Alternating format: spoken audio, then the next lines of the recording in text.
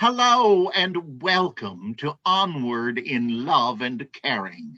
Jean from Indonesia, it's 12 hours ahead of us here in New York, and I are thrilled to welcome you to this again, our special broadcasts. Thanks to Jean, I've been learning how to have a group of people come together, and we have been the great beneficiaries of that absolute brilliance. Thank you, Jean. And today, yes, thank you. And today, here we are. I'm on 23rd Street in New York. He's in Jakarta, 14,000 miles away. And if I look out the window up at 95th Street, there is our guest today, Cynthia Burke.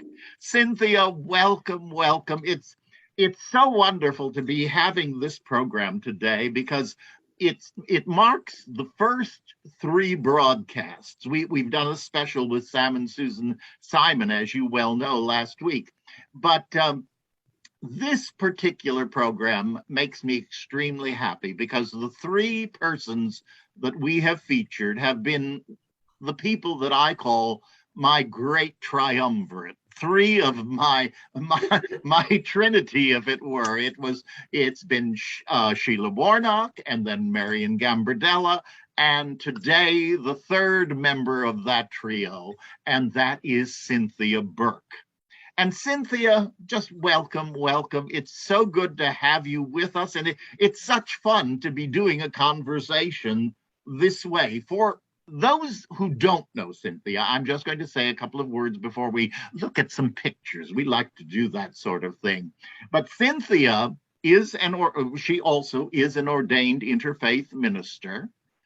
A very large portion of her career, and it's what we're going to focus on here at the beginning, has been with an organization known as Friends Indeed.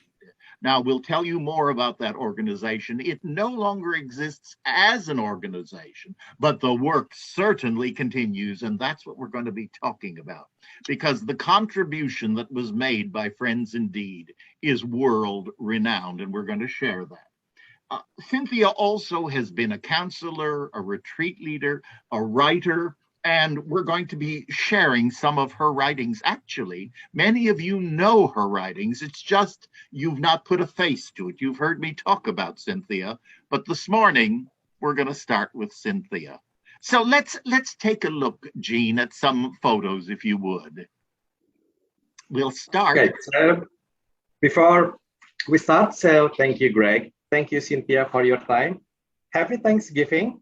It's great to celebrate Thanksgiving 14,000 miles away here from Jakarta, Indonesia. So there is no other perfect way to celebrate Thanksgiving with all of the caregivers. And especially, I have the privilege to watch the movies that tells what have Cynthia and her teams have been involved for so many years. So we will share that one, and now we begin. Oh, that's marvelous. Yes, it is our Thanksgiving weekend, and we hope all of you had, as we did, a wonderful Thanksgiving yesterday. And yes, Jean had the chance to watch the movie. Here she is, the lady with the longest earrings in the world. I love those, Cynthia. And we're going to be sharing this email or this slide at the end of the program also, because people will want to make direct contact with you, Cynthia. And the easiest way is through this very simple email, cburke212@gmail.com. And here we go. Now, Cynthia, talk to us about Friends Indeed. Well, years ago, I made my living, my career was as an actor, mostly doing television commercials. And I had kind of aged out of being the mother of young children, and diapers for the incontinent elderly didn't thrill me. So Cynthia O'Neill, my friend, whom we called Cy because we're both Cynthia, said, I hear you keep talking about wanting to change your career. Mike Nichols and I are starting an organization to support people with HIV. Would you like to come on board? And I said, sure, but what will I do? She said, we'll figure it out. And we figured it out for 25 years. And you Absolutely. figured it out so successfully. I think we have a photo. Let's keep going, Jean. Yes, here it is. Continue, please. I'm sorry. Right. There's Cy and Mike Nichols. And the organization was begun by the two of them. And it was over 25 years that you were in an active role. Definitely. Yes.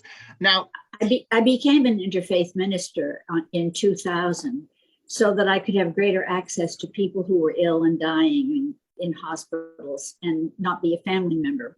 As a minister, I could go in 24/7 with that imprimatur, and that's why I did that. But it was a great thing that I did for many reasons.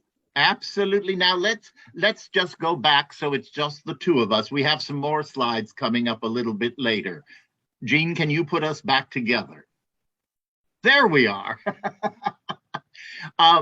Talk to us a little more for those who don't know the purpose of Friends Indeed. Just give us that background. All right. Friends Indeed was a crisis center for people dealing with life-threatening physical illness, with caregiving, and with grief and bereavement.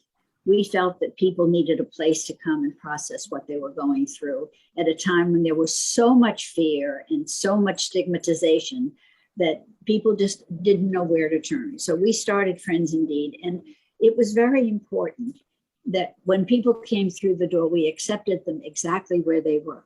We didn't try to change their mind. We didn't try to fix them.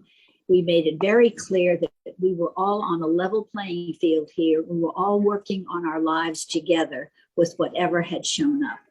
And that was pretty empowering. I mean, we said that people asked, well, what did you need to do this work? And I said, well, an open heart and the tools of the trade. And that's what we did. We opened our hearts, and it was extraordinary. I mean, time and time again, caregivers, people who were ill and dying, but particularly caregivers coming back and saying, if I hadn't done X, I never would have learned Y. And it was a way of transforming how we deal with these issues. As we're all out of here eventually, we might as well figure out what we're doing while we're here. I remember a story about a famous guru who was dying, and all of his disciples said, Master, what should we do? And he said, practice dying. It gives presence, and it gives life to life. Exactly. Yes. And I love what you said there. You accepted people just as they were, and it was an open heart. That is so powerful, because so often when people, I know I've experienced it, I know you have, when they come and they feel like they've hit rock bottom. I always say, important, Greg, to interrupt you for a second, it was very important that we understood, and that the people who came to Friends Indeed understood, that we knew that they had in them exactly what they needed for their transformation, exactly what they needed to get through what they were going through. And we just provided a context and an area and an atmosphere in which that could flower. Precisely.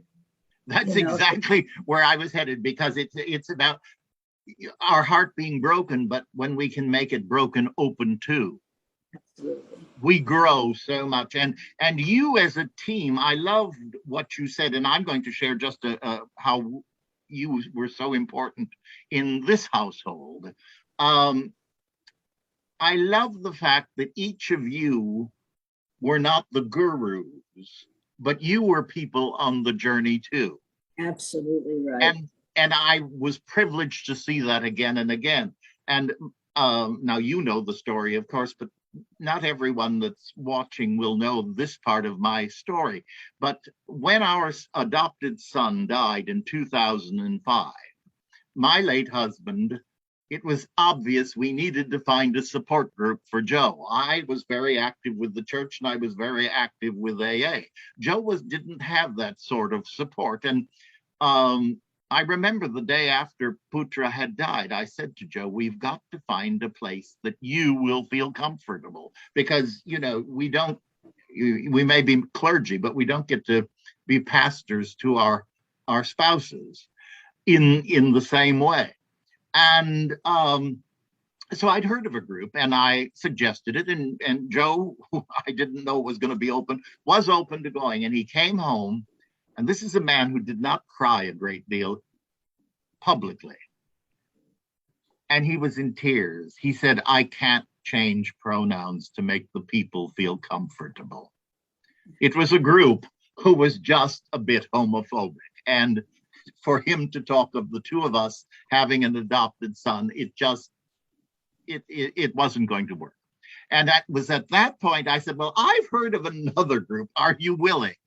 And of course, the group was Friends Indeed.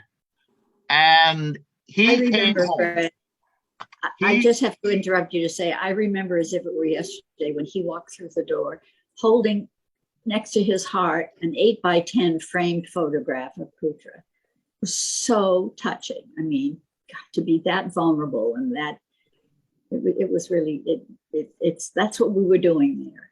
Absolutely. And I fell in love with all of you at that moment. And I watched how powerful it was. And then I got to know you, and I got to know Cy, and actually got to know Mike Nichols as a result of all of the wonderful work and the opportunities of coming together. But I like to share that story because that saved Joe's life. There is no question. It helped him on his grief journey to surrender and to move back to gratitude and to have a wonderful life that he did have up until I said goodbye to him just a few feet away from where I'm sitting right now.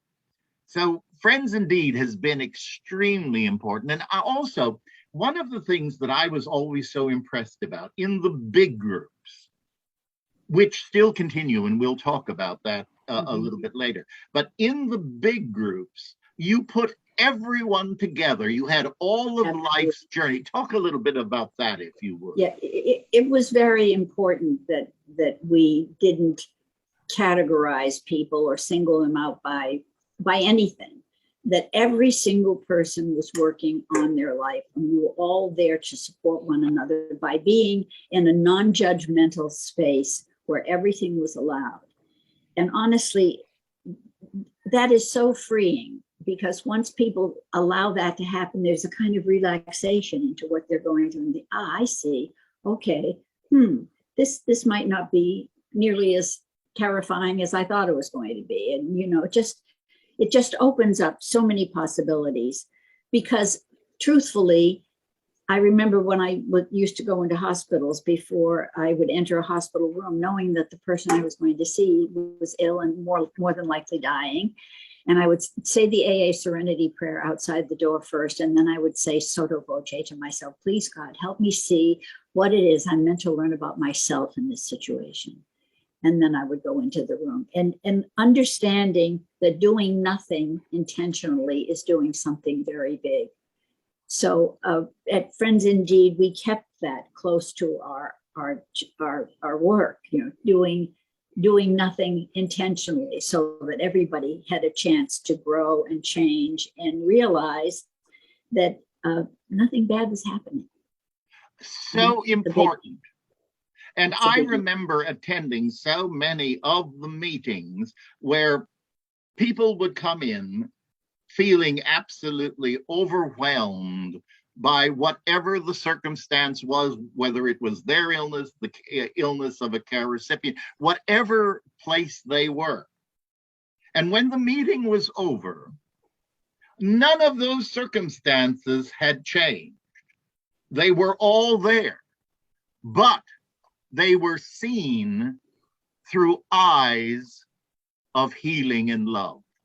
Absolutely. But also, I would interject here that in addition to the big groups where the work was done, we had small closed groups that people could sign up for, 8 or 10 people, that were topic groups. And we did topics like fear or suicide or forgiveness or death of a loved one or cancer or boundaries, suffering. That was one of my favorites.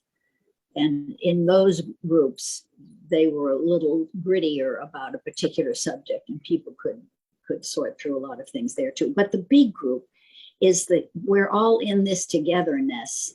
And that's not a cliche. I mean, and one of our counselors, Eric Schneider, used to say, we're all in the boat, we're all in the same boat, but you got to row.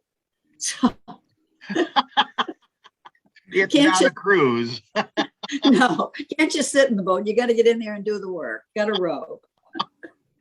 But what a wonderfully safe and loving environment. I think anyone tuning in is catching on immediately to the love that was in that room, the love that was available, and the love that continues. Now, we know, and we're very sad, that due to all sorts of financial realities, the organization per se did close a year or two ago. However, the gift is that the work continues. Definitely. Cy, I know, is doing, Cynthia O'Neill, whom we call Cy, is doing big groups. And I think people can find that by just Googling the big group. Isn't that possible? Absolutely find that online. Yeah. Yeah. They 3 days a week, Mondays, Tuesdays, and Thursdays are online big groups. That's perfect. And we're going to talk about some of the things you're doing, but a little later in the program. But I want to talk about one particular piece of heritage. And again, I have to thank Gene, because it was he who said to me just last week, he said, go across the street. Now, mind you, he's 14,000 miles away. He said, go across the street from the house. And he said, there's a movie, Tick, Tick, Boom. You've got to see it. And I said, okay, Tick, Tick, Boom, I will go. And I have great faith in his judgment. He knows me. And I went across, and of course, it was the life story of the composer, Jonathan Larson, who wrote Rent. Yes. And as I'm watching the movie, so many pieces were coming back to me, because I did know much more about this than I realized when I heard the name Tick, Tick, Boom. And then I realized I had heard that also and where it had come from. But what was so exciting was in this story of his life, at one point, his best friend has AIDS. And you hear him say these words. There's a great group. It's called Friends Indeed. And I lost it, just as I'm about to do right now. I get so teary when I hear it, because it's miracle happening. Yeah, now, he was a kid. He was a young guy that lived. He was a next door neighbor and a friend. And when Jonathan told him about Friends Indeed, he said, "I'll go with you. I'll go with you and hold your hand. It'll be okay." I'll go with you and hold your hand. And then while he'd not had success with some of his earlier musicals, he wrote Rent. Tell us about the relationship, because that is a powerful story, and it's a legacy. Yeah, in the show Rent, there is a big group where the actors do exactly what we do with Friends Indeed, and because this was so important to Jonathan Larson, I mean, No Day But Today, he heard in the big group. Will I Lose My Dignity, he heard in the big group. And how many ways, the ways to count, the ways of love, all of those things he heard in the big group. And he subsequently, every time they put together another show for the road, a company to go out and tour, he would make the actors come to a rehearsal, and Cy O'Neill would go and do the big group for the actors so that they would understand what it is they were doing. And it was so empowering to them. And for us, it was thrilling, because it made the right messages get out there, and it's enshrined. I mean, it will be forever. And now Tick, Tick, Boom to come along and get to have another look at it. It's just very, very exciting. And I think Gene again has got, there it is. Tick, Tick. I thoroughly loved it. And I thought, well, this is just a sign from the divine that we're supposed to be doing this taping, because it is exactly one of the great legacies from Friends Indeed. And the movie is just wonderful. We can't say enough about it, but it's quite extraordinary. I loved what you said of not only is it the power of the group, but it's the power of a cast becoming the group. Yeah. And how one soul connects with another at a totally different level. That only enhances the performance. Yes, it was in that context that people understood that the work of Friends Indeed was the work of life, not just the work of dealing with these specific issues around illness and all the other things that we're talking about, but this is the work of life. And once you wrap yourself around what that's about, it's quite extraordinary. It's transformative. It really is. It totally is. And that is an absolute perfect transition to another face of Cynthia Burke. Yes, we have many faces. Many of you folks have heard me over the years talk about the 6 spiritual principles of family caregiving.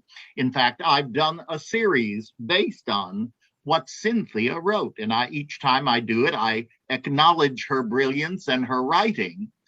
And here is the card, actually the card we used with Friends Indeed and Emblem Health on the 6 spiritual principles of family caregiving. And I've asked Cynthia today to be so kind as to share the 6 spiritual principles, and we're going to spend most of our time on the 6th one. She and I both immediately said, yes, let's head to that. But Cynthia, you take it away from here, please. Okay. All right. Well, first I'll read what each of them is, okay. And then I will talk about number 6, which is the most important one for today. And that's the first is take care of yourself. The second is focus on care, not cure. The third is work to be in the moment. 4th is express your feelings appropriately. Number 5, seek to find meaning in the experience. And number 6, understand that nothing is going wrong. Okay, number 6, nothing is going wrong. Given our culture, this is the toughest one to wrap yourself around. It's easy to get caught in, if only she had taken the test sooner, or if only the doctor should have, and why didn't he? These are very human reactions to frustrating and sad circumstances. Spiritually speaking, everything is unfolding exactly as it must at all times. How do we know that? Because that's what's happening. We don't know how this story is supposed to go.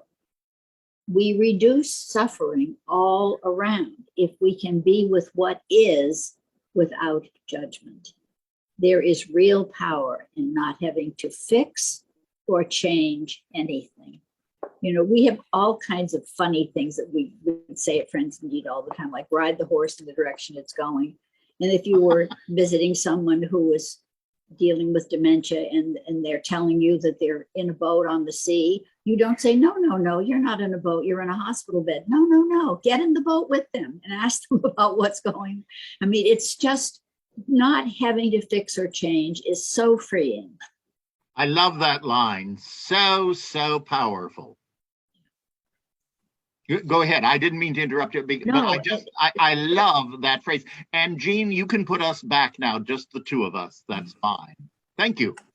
Yes. You know, once again, the 6 spiritual principles of caregiving are the 6 spiritual principles of living. I mean, you can just absolutely go to any one of these, expressing your feelings appropriately, for example. I mean, many of us think that we're going to tell someone, you should do this and you should do that.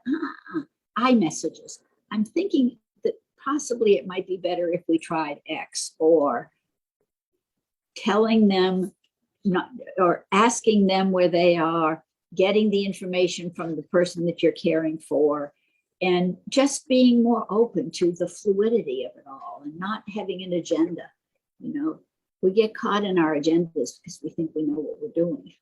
I love that phrase so much. In fact, I used it recently on a broadcast because I've never forgotten the time I used it in a sermon when I said, don't let people should all over you. And I never saw so many shocked faces. It was like, what is he saying? I said, you really got to listen to my diction. But Right. we can get so involved in should. I always say, I don't let people should all over me. Exactly. Thank you for the suggestion.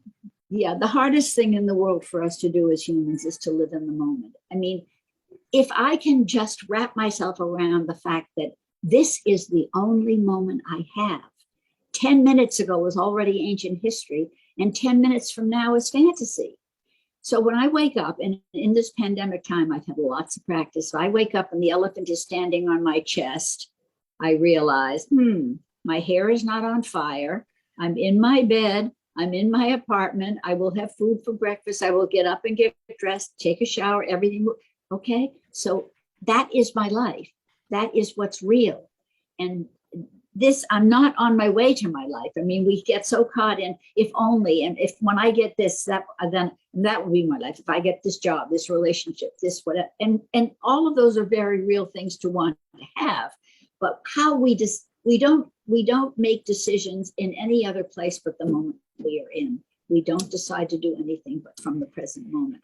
So the more I can come back and realize in this moment, I'm okay because this is what's real. And if I have to remind myself 1,000 times a day, this is the only thing that's real. I'm sitting in this chair in my bedroom, talking to you all. Hopefully, many, many of you will get what we're saying because it will transform your life if you can just understand what it means to be in the moment for just a second or two. You're already ahead of the game. I love it when you often say, this is it. Yeah, it isn't over there. This is it. I love that. Is it. And we're just going to sit and enjoy it because I'm enjoying it again, as always, with you. It's such an important part. I know. Years ago, someone said to me, improve your present and you have a better history. Very, very wise saying. Very, very. Well, the 6 spiritual principles, I'm going to be posting those also on Facebook when we do the broadcast so that people can download it. Right. The thing that was so wonderful about the Friends Indeed work and continues to serve us all who continue to do this work is how pragmatic it is. It's not rocket science. It's very simple and pragmatic. Oh, I see. I can do that. Ah, wow. Look at that. Woohoo. Try it out. See you. Try it on. It works. But like they say in 12-step, it works if you work it. Right. Exactly. And I love that phrase. And I love watching, I call it the lights come on people who think that they are in this hopeless situation. And they suddenly say, oh, I could do that. Right. Or I could do this, or I never thought of it that way. And that begins to shift all of the gears to the potential of not going through, but growing through the experience. Exactly. And that's what Friends Indeed has done so beautifully. I just love everything about it. And it's such fun to have this moment to share it with all of our people, because you have worked with thousands of people in doing this, and I loved it. I also, before we move on to a final point that I want to share also, I love your prayer, and you shared it with us before going into the room of someone whom you were there to help, because that is very much, as we've talked so often, a very important part of caregiving. We do caregiving because we love someone, we're concerned, we want to help. But the gift is, as we're doing it, we begin to learn lessons in it ourselves. You know, at Friends Indeed, we used to say all the time, life is like being in a classroom. And when you're in the classroom, you got a curriculum and you got to do the lessons. And when you look at all of this, it's just, and when people think something is going wrong, nothing's going wrong. This is what's happening. All in my already pretty long life, I have seen No one gets out of here without a piece of suffering. So what do I do with my suffering? How can I use this for myself? Instead of thinking something, I've been singled out for my particular piece of suffering, something bad and wrong is happening. No, it's not. These are the lessons that we have to learn, and they come in the form of suffering. Here comes another piece of suffering. What can I learn from this? How can I use this suffering for myself and others? Just having a mind flip on that, another take on it. Wow, look at that, suffering all over the place. Must be part of what we're doing here. So let's figure out how to use it. These are the tools of the trade, dealing with our suffering. Totally. And then you just, you become eureka. You can. There's nothing you can't do once you accept that. Because you've become the spiritual being that you truly were meant to be. Not this human being, I, and the ego. Not a human doing, a human being. Exactly. And that is such a gift. Oh, I get so excited. Every time we talk, it's like the first time we talked.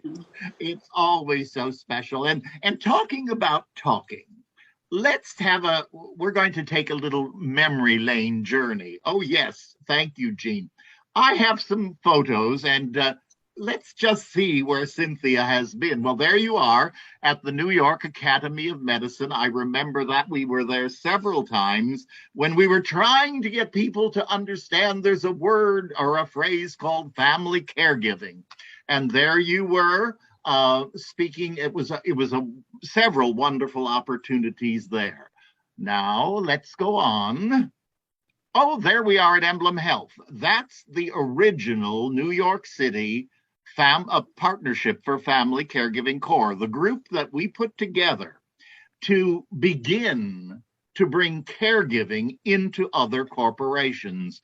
And that work very much continues, and it's something we want to do. And in addition to your being a founding member of that, you were also, and this goes back a long time, but the New York City Family Caregiver Coalition. You remember when we came to Emblem and we sat there for about 2 years trying to get a 2-sentence definition. And it was so many of the great leaders. We have a lot of memories from 55 Water Street. There's no question. I mean, it's really exciting that we now have a president who actually says the words caregiving. Absolutely. And the hello. We all worked so long trying to just get Congress people to put those words together. And I have to smile when I hear all of them using it. It's like, well, of course.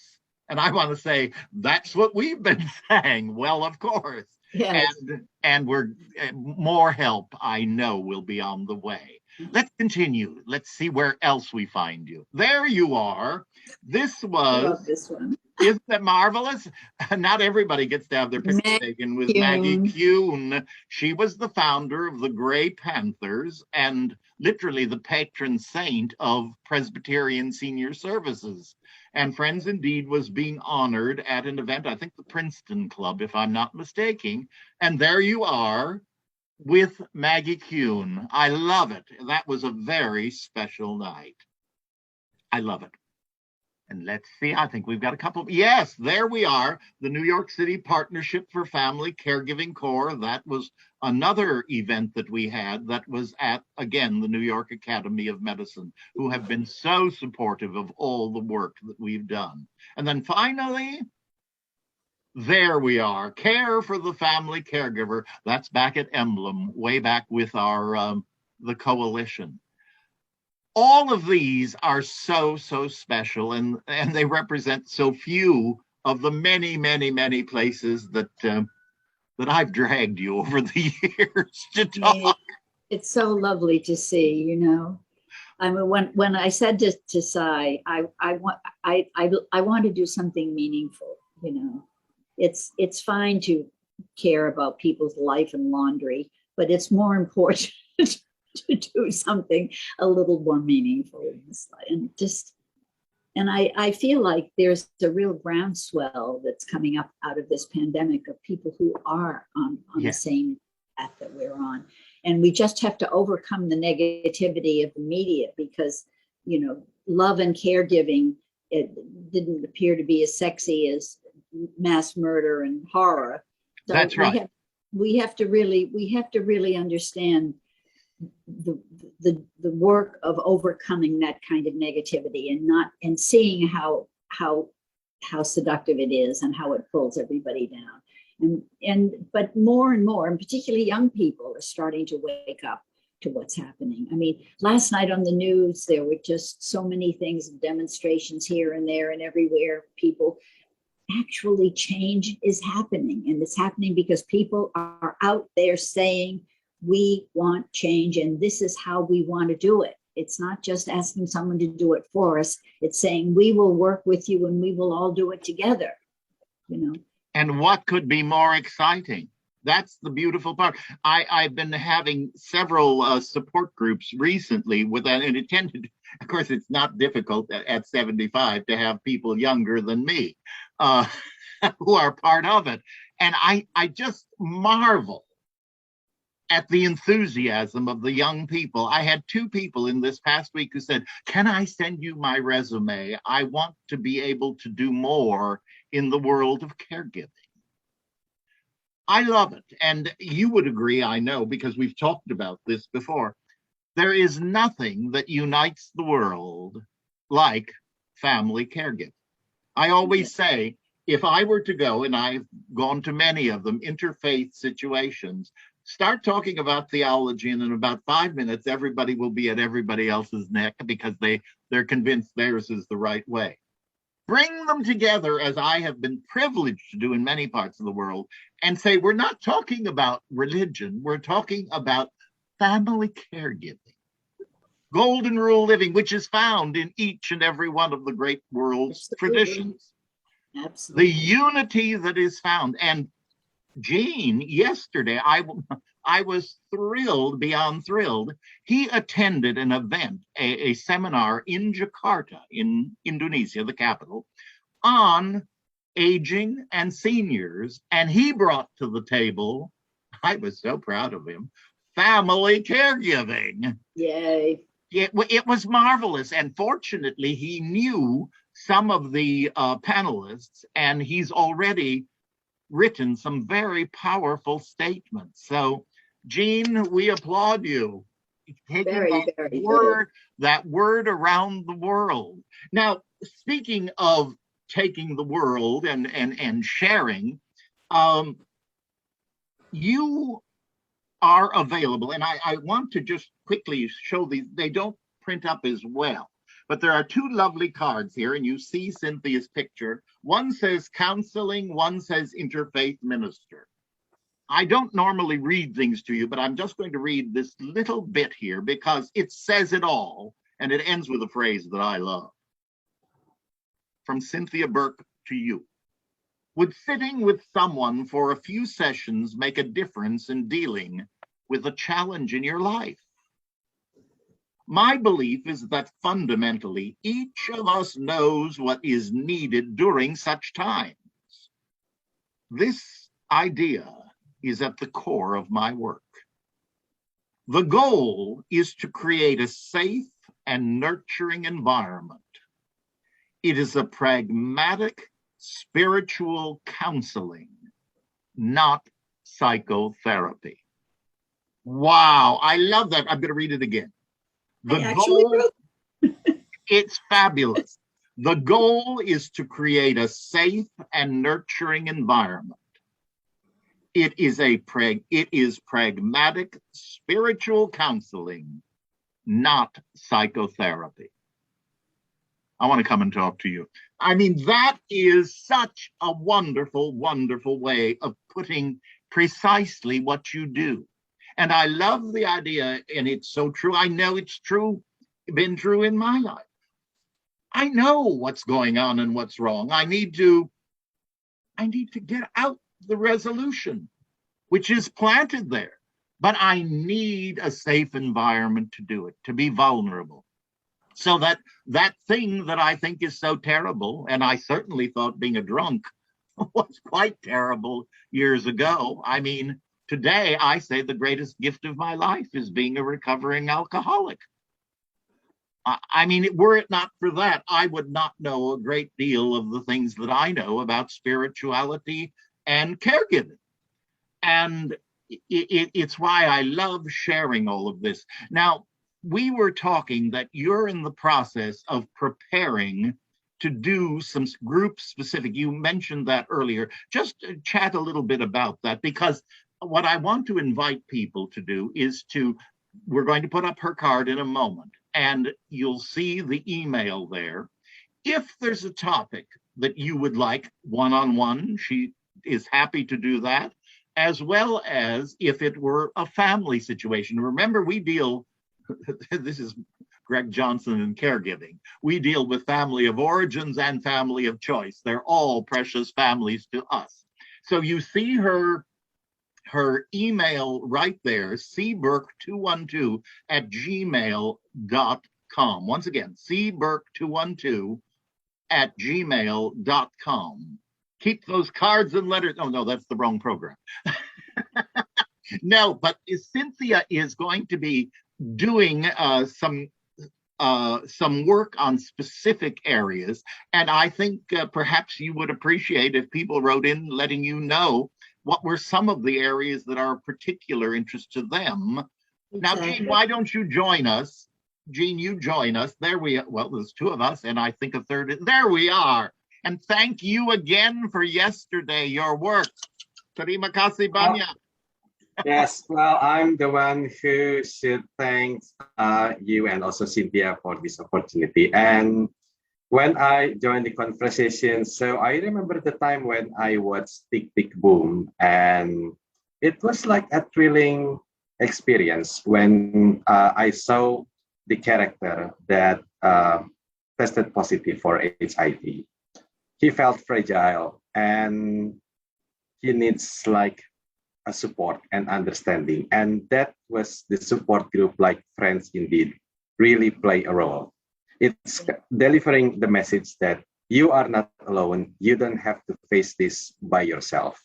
There are so many people that could give what we call the caregiving for you. And as Cynthia mentioned, that this is non-categorized. It could happen to everyone because everybody can always feel fragile, and especially for seniors because they are aging.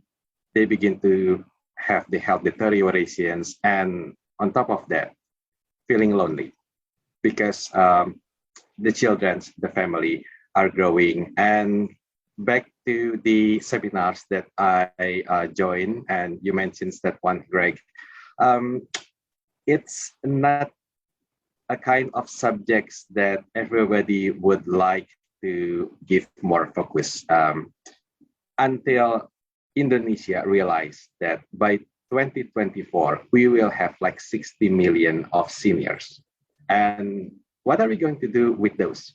And that is the kind of thing that people begins to think that, okay, it's time for a younger generations to think about them.